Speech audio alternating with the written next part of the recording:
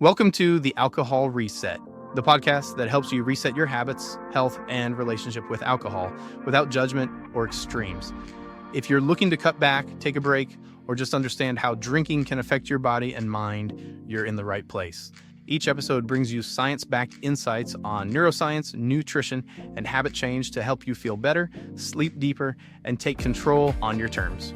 I'm Mike Hardenbrook, best-selling author, neuroscience enthusiast, and habit change expert.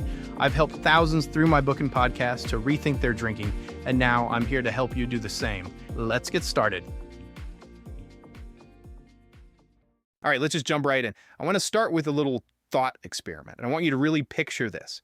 Think about the last time you poured a drink, but not for a birthday, not for a holiday or some big promotion at work. There was no toast, no one clinking glasses. It was just a Tuesday. Or maybe a quiet Sunday night. If there's nothing special to celebrate, why does that act still feel so automatic? That's what we're going to get into today. We're going to look at the difference between drinking that's tied to a big event and drinking that has, well, quietly become more of a habit. And the goal here is just curiosity, not judgment. It's about finding that little, wait a second, that's me moment. And understanding this is, I think, really critical. Because when a drink shows up without a specific reason, it's not about marking a moment anymore. It becomes about filling one. And that subtle shift from marking to filling, that's the whole game. So let's just break this down into two clear categories. We can call them event drinking and habit drinking. Event drinking is pretty obvious. It's tied directly to an occasion, a wedding, graduation. It has a clear start and a clear end. The party starts, drinks come out, the party ends, the drinking stops. It feels intentional, chosen, and then there's habit drinking. This one is quieter. It shows up on the most ordinary days. It isn't triggered by a party. It's triggered by an internal feeling like stress or boredom, or maybe an external cue like the clock hitting 6 p.m. It feels automatic. And trying to skip it, well, that feels surprisingly difficult. Here's the key insight, the single most important takeaway from all the research on this. The drink itself didn't change. What changed was the cue for having the drink. The trigger went from something external, like anniversary, to something internal, like I need to unwind. And that reframing is really powerful because it immediately removes any sense of, moral failure. This isn't about weak willpower. It's about your brain learning a pattern really, really well. And the brain is an efficiency machine, right? Its job is to find the fastest path to relief or reward. So how does this routine even start? Because habits almost never begin with a conscious decision. They sneak in. It starts with something that sounds completely harmless, like, oh, I need a drink to forget about that workday, or I always have a glass of wine while I'm cooking dinner.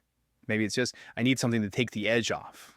These are the quiet building blocks of a habit. Over time, the brain starts to connect alcohol with that feeling of transition, moving from work mode to relax mode, or from feeling stressed to feeling, a little numb, a little calmer. And once that link is made, stress, drink, relief, repeat, the brain builds a shortcut, a superhighway. Eventually, the whole idea of a celebration becomes totally irrelevant. The time of day or the feeling of stress itself becomes the new automatic trigger. This leads to a really interesting question. Why does a drink on a quiet Tuesday night often feel so unsatisfying? Sometimes it even feels a little empty compared to drinks at a big fun party. I call this the satisfaction gap. And it all boils down to one idea: context amplification. See, alcohol doesn't create feelings out of thin air. It amplifies what's already there. If you're at a wedding, the context is positive. There's joy, music, connection, excitement. Alcohol comes in and just turns the volume up on all that good stuff. But on a random weeknight, after a long day, the context is usually the opposite. It's quiet, you might be tired, stressed, maybe a little lonely. So when alcohol enters that system, what's there to amplify? It ends up amplifying the tiredness, the stress, the numbness you were trying to escape. And that's why it often leads to a much heavier feeling the next day. It's the paradox, isn't it? How just one drink on a normal night can feel heavier than 3 or 4 drinks at a great party. At the party, you're amplifying connection. At home, you might be amplifying a deficit. And that feeling of dissatisfaction, that's not a bad thing, it's a signal. It's feedback telling you that the drink is stepping in to manage something deeper. And it's usually one of a few things. First, it could just be unprocessed stress. The drink is acting like a temporary anxiety pill. Second, it could be burnout. Your mental batteries are just completely drained and you're looking for the fastest way to clock out. Third, and this is a big one, could be loneliness. The drink is trying to fill a relational gap with a chemical one. And fourth, it could simply be that you don't have another ritual to signal the transition from work to rest. So the key here is to see the drinking not as the problem, but as the signal of the problem. It's the check engine light on your dashboard. You don't fix the problem by smashing the light. So what happens when you decide to listen to that signal? when you start intentionally skipping those automatic non-event drinks, the positive feedback you get is almost immediate. And it's powerful. First, your sleep gets better.